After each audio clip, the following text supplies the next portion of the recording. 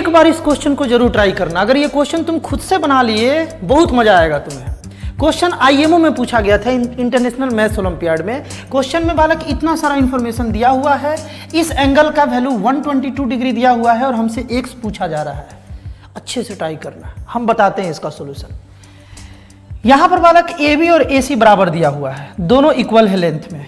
ये वाला साइड और ये वाला साइड बालक इक्वल है। और तुम जानते हो, हम बस रिवाइज करा दे रहे हैं कि अगर किसी ट्रायंगल में दो साइड इक्वल होता है तो उसे आइसोसेलेस बोलते हैं। और उस आइसोसेलेस ट्रायंगल में इक्वल साइड्स के अपोजिट वाले एंगल, इसके अपोजिट ये और इसके अपोजिट ये दोनों एंगल इक्वल होता है। यानी दोनों इक्वल एंगल, इक्वल साइड्स के अपोजिट वाला जो ये दोनों एंगल आया बालक, ये इक्वल होता है आइसोसेलेस में। तो अगर यहाँ पर ए बी और ए सी बराबर है, इक्वल है लेंथ में, तो ये बी एंगल जो है और ये कंप्लीट सी एंगल, ये पूरा एंगल बालक इक्वल होगा।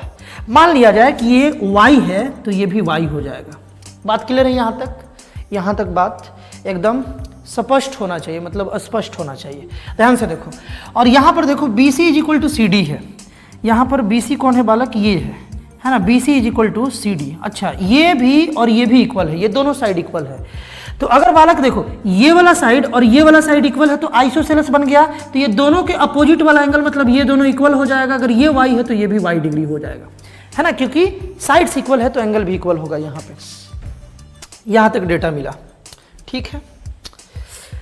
अब देखो, ध्यान से सुनना, एकदम ध्यान से सुनना। इस ट्रायंगल को तुम बालक ध्यान से देखो, ये वाला जो ट्रायंगल है ना, इसको तुम ध्यान से देखो। इस ट्रायंगल को अगर देख रहे हो एबीसी ट्रायंगल को, तो एबीसी ट्रायंगल में एबी साइड जो है ना, ये प्रोड्यूस हुआ है, आगे बढ़ा है, एक्सटेंड हुआ है। तो तुम जानते हो कि जो ये एक्सटीरियर एंगल बनता है, इसका वैल्यू इक्वल होता है इंटीरियर अपोजिट एंगल के बराबर होता है, इंटीरियर अपोजिट एंगल के सम के बराबर होता है। यानी कि 122 डिग्री इज इक्वल टू, हम लोग लिख सकते हैं y प्लस वाई, है ना, ये दोनों एंगल का सम बालक 122 डिग्री हो जाएगा। तो यहाँ से y निकल जाएगा। बात क्लियर है ना? तो 122 इज इक्वल टू 2y, है ना। तो y इज इक्वल टू आ जाएगा बालक 122/2, यानी कि 61 आ जाएगा। डिवाइड कराओगे तो कितना आएगा बालक? y का वैल्यू आ जाएगा 61, है ना। 122 को 2 से डिवाइड करा लेना, 61 आ जाएगा। मतलब कि ये वाला एंगल 61 है, ये भी पूरा 61 है, अग्री कर रहे हो बात से। और ये वाला भी y था ना बालक, ये भी 61 है, ये भी 61 है। अब x निकल गया, ध्यान से सुनना, x बहुत ही आसानी से निकल जाएगा। यहां से भी वीडियो को पॉज करके x का वैल्यू सोचो कैसे अब निकलेगा। ये देखो, ये पूरा y था, ये पूरा एंगल y था, मतलब कि 61 था।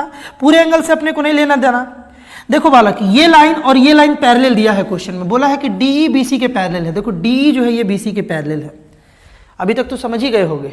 ये DE जो है बालक ये BC के पैरेलल है और ये ट्रांसवर्सल है। तो अगर ये x है तो ये भी बालक x हो जाएगा ना, alternate interior angles are equal, है ना। तो ये भी x हो गया। अब तुम बताओ कि इस ट्रायंगल को अगर तुम ध्यान से देखोगे मेरे भाई, इस ट्रायंगल को अगर तुम ध्यान से देखोगे तो ये x है, ये 61 है और ये 61 है, तीनों का सम हो जाएगा 180 डिग्री।